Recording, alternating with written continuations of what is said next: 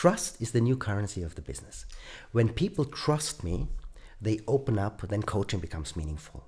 And I create trust by having so many different experiences in my own life.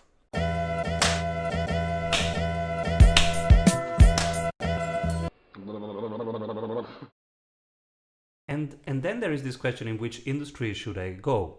Which Yes. was an easier one for us, because Yes. there were a number of industries and they were very different and quite stable. Yeah. And now they are blurry, they are emergent, they are exploding, imploding. Yeah. And then there are some exponential parts. And how do we say to young people how to find their right job if their right job maybe doesn't even exist? And which professions are surely Yeah. not going to be there in 5 to 10 years? Yeah. Simon, I love your question, but you know, I think we should not go there too deep, because do you and I know what professions will be there in 10 years? Do No. we really know? No. I mean, what is, and you know, have you ever seen any person? Well, there are two Yeah. where I would say they will Yeah. not exist in 5 years. Radiologists, because that will be done by machines. I The agree. diagnostic part. Yes. So just a medical assistant will be helping interpreting the thing. But IBM Watson will do their job. Simon, I'm sorry, you're totally right. I mean, And taxi drivers, and cab taxi drivers. cab drivers, and many more jobs. I mean, we know there is the list of the most, you know, secure and most insecure jobs, and you can read it. And no, I agree that. No, but one thing is, we don't really know what jobs will be there in 10 years. You say the ones that will go away. Some of them we know quite well. Others, maybe it will take much longer. But more important, have you ever seen any person who had the same interest, the same industry, and the same job vision when he was 18 or when he was 60? I mean,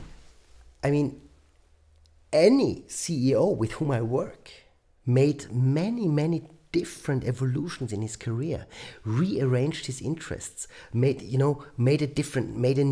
opened a new chapter, maybe in the same global corporation, but in very different situations. So I would say, you know, start with a slight interest. Start with something that excites you.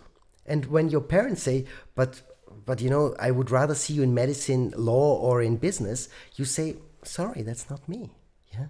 Start with a slight interest. I know this always sounds like a slogan these days, you know, old man who try to be wise now, but it's direct from the bottom of my heart. We have 2,200 around directions of studying, of academic directions in Austria. 85% only use a very little few of them. I truly believe that is a disadvantage.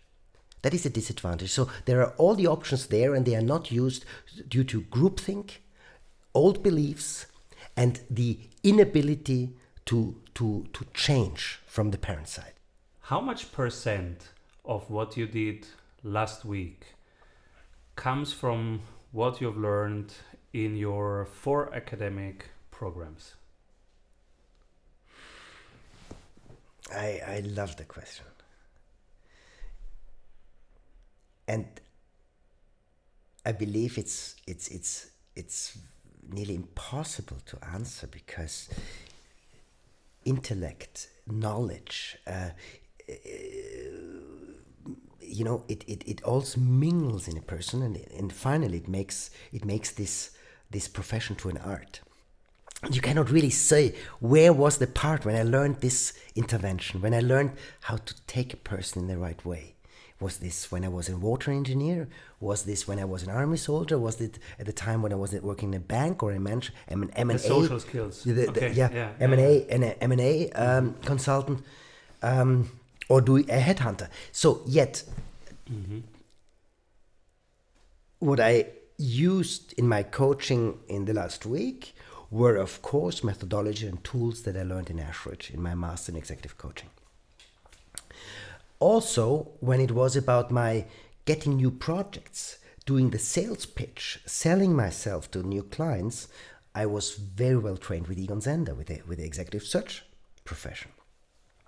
When it came to understanding my client, who is running a big technical corporation, my first education as an engineer helped me to connect, to know when he talks about, technical features and challenges in his profession with the technical staff. So to answer it in a different way, I gain most from my different professions and my various educations, that I have a language. I know the language of my client. I know the language of my coachee. I understand where he or she comes from and what makes her or him successful. And this creates trust. And as you know, in our profession, at least in my leadership profession as a trusted advisor, trust is my currency. Trust is the new currency of the business. When people trust me, they open up, then coaching becomes meaningful. And I create trust by having so many different experiences in my own life. And this is where all 4 educations come in, of course. Now I'm thinking about trust, but also about the last point, the how much % of what I did last week comes from what I learned. And maybe it's, I don't know, half, where I'm doing these large reorganizations into agile with legacy companies in Europe. Well, that's something I learned in traditional consulting. But like we did before, this team is learning every week which lights are the right ones and how to install this in a way that it doesn't drop. We didn't learn that. It was not on our agenda. It was on nobody's agenda that you can come up with your own television studio in your living room, and you can run a company from your phone, that you can scale a company without having people in one large room sitting there. Exactly. That was not even a perspective. Yeah. So we didn't learn the technicalities of that. And every week we are learning something new. Our community manager, Hannah, she started tagging these videos. So we learned that you should tag so that people find these videos. So she started tagging and put a couple of tags. Next day we were blacklisted by YouTube, and the views dropped to 0. So she calls YouTube and says, what's going on? And she finds out we are being blacklisted because of a combination of tags that the algorithm interpreted as we are an online casino. That's how we learn from week to week. And the combination, so for you, the combination is strategy and investors. Don't do that. We should not make, I think there are 2 things. The one is that you learn on the job, and it's dynamic, and you're with other people, and it's a lot of interpersonal and team learning. And what we've learned at the university. And I like very much the concept of how the top universities in the world, they see their teaching change and evolve. First of all, they go global. Like a business school now in the US, in South America, and Asia, in Europe and Munich, they go global. Others did before. And the other thing is they try to be, the learning partner for the rest of your life. They say at a business school you learn interaction. And interaction doesn't stop when you're 25 or when 29, when you finish your MBA, it continues.